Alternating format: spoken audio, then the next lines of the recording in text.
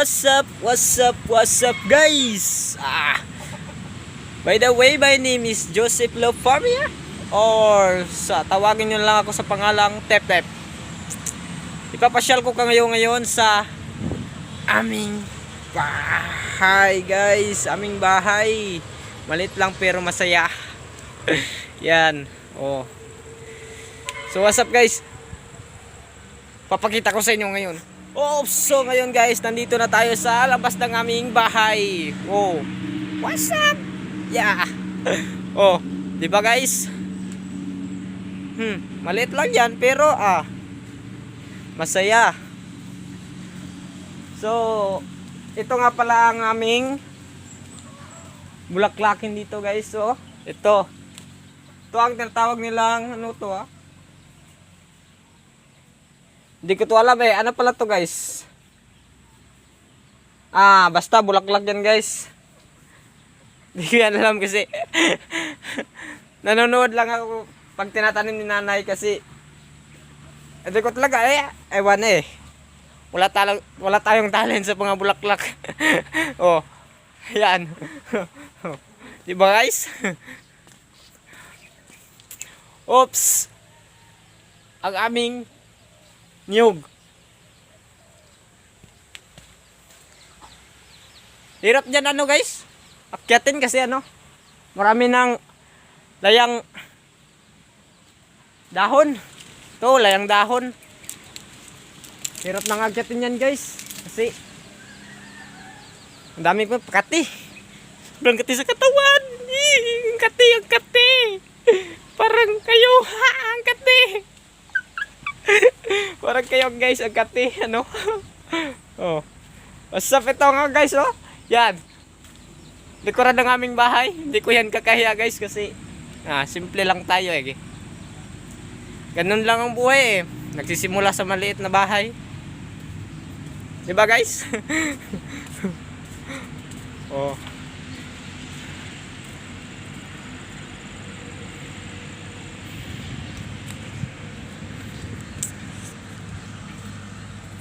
Hirap talaga basta pag mahirap lang pero ganun talagang buhay. Kahit na mahirap, at least masaya. Paano naman yung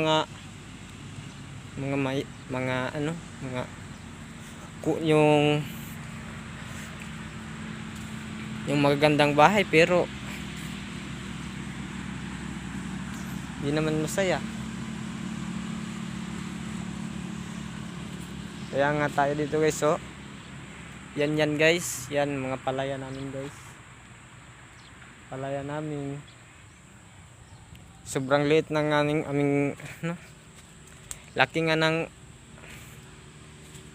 ang laki nga ng abot ng aming palayan guys, pero iwan ko bakit pinatay naman kami sa presyo ng talay. Ang liit lang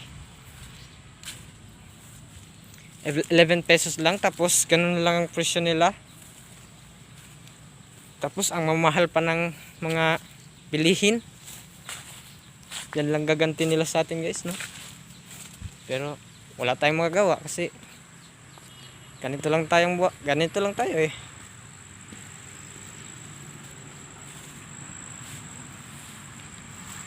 Hirap talaga.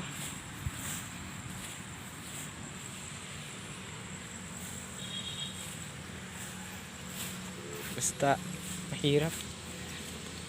Pero at least masaya naman ang ating pamilya, di ba guys? Hindi ko nga kahiya yung bahay namin guys,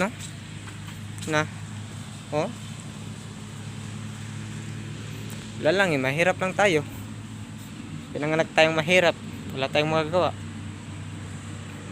Oops, dito na pala tayo sa loob ng aming mansion. Ito ang aming mansion guys. What's up? Ay, ang kalat. Ang kalat guys. Sorry kung ang kalat.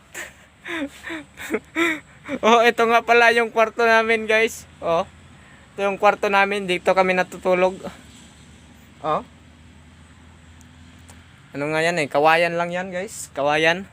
Gawa sa light materials. Kasi tibay to. Pag bagyo, matibay. Pag balindol, matibay. Huwag niyong maliitan ng aming bahay. Sa dami-dami ng bagyong dumating. Ni isang atip. Ni isang bubong. Walang natanggal. Dahil kay God. Yun lang. To, yung kitchen namin guys. Kitchen. Oh. To, ang daming hugasin. Ang dami pang hugasin guys. Mamaya, papahugasin ko yung kapatid ko.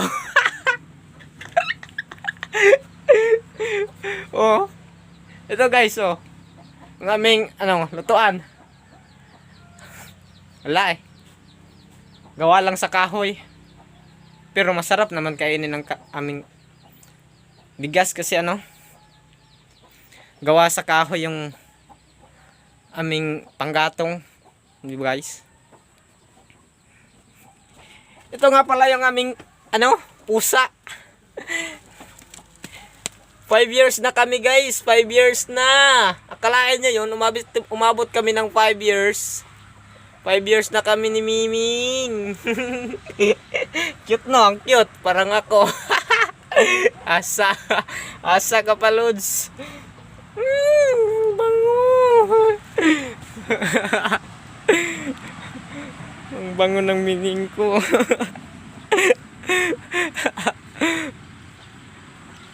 Ito nga pala yan guys, oh. Malapit na yung malapit nang isahog sa kapayas. Aming chicken wings. Oh. Diba guys? Ang lalaki. Parang vlogger nyo. Ang liit lang pero ang laki ng pagmamahal.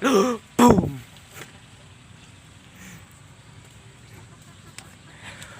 Oops, what's up? At napunta. Ito nga pala ang aming brownie. Ang aming brownie. Brownie. Ang aming brownie. Cute guys, no? Cute. Parang ako din. Puro ako. By the way guys, itong asin namin matagal na, no? Sinlaki na lang niya yung anak niya pero wala na eh. Kinuha na ni Lord. Pero mabait to guys. Mabait. Promise, sobrang bait. Po 5 years na rin ata kami dito. Magpo 5 years. Yan. Sobrang bait nito guys. Hindi to pag binibitawan namin to, pinapalayas namin sa bahay. Sus, babalik din yan guys. Ganyan kabait ang aming aso guys. Ang aming mga hayop dito guys. No? Alagang-alaga kasi sa amo namin. Mababait. Katulad ko. Ay, katulad ko daw. Tulad ko na mabait.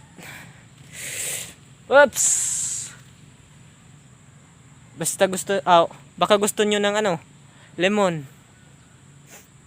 Pangpaasim ng kilikili. Kilikili daw. Pangpaasim ng kilikili o pangpawala ng asim sa kilikili. Pangpawala ng putok.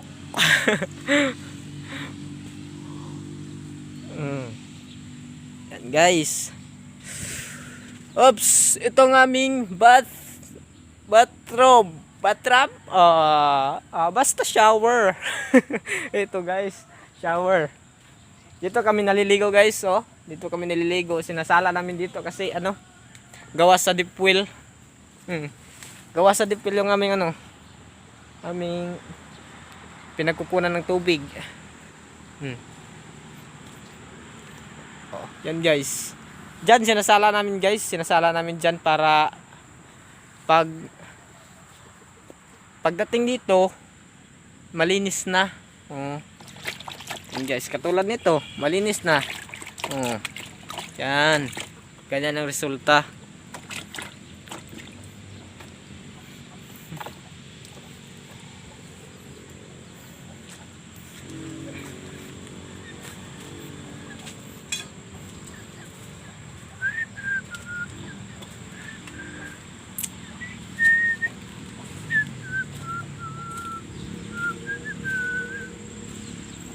Pasyal ko kayo guys sa ano, sa ang namin ni mama, ang nanay ko, ang kanyang gulayan. Oh, daming damo guys. Hirap dito maglakad kapag hindi ka sanay, kasi kakate ka agad balat mo. Hindi kakate, may mga agagat sa'yo. May mga ahas kasi dito guys. Nung nakaraang araw kasi guys, ano, may nakita akong ahas dun banda, may nakita akong ahas, laki, cobra ata yun, cobra guys. Kinabahan ako, bumalik ako kagad dito, nagkuha ako ng ano, pumalo, pero kaso pagbalik ko wala na guys. Natakot ata sa akin guys. Malakas to yung ano nila, yung papatay sa kanila. Malakas daw, pero pag kinagat patay din. Oh, ito guys, oh, okra ni mama, nag-iisa na lang. By the way guys, ito nga pala yung mga ano, gulayan ni mama guys. Yan guys, oh, ito guys, kamuti tops ni nanay. Tapos may melon kami dito guys, kaso ano, nalanta, gawa ng ano, iwan ko ba't ganun nangyari sa kanya. Tapos ito pa guys, kamuti tops, saging, mga saging guys, mga bananas, yan, mga saging.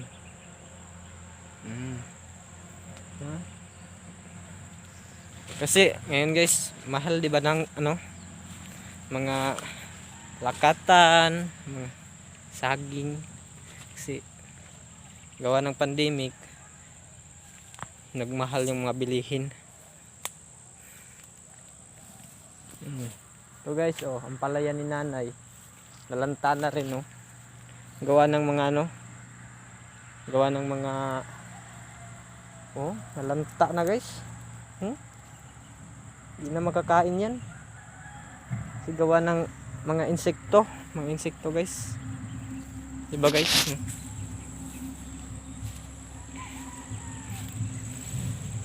Oh, okay guys, by the way, paalam na.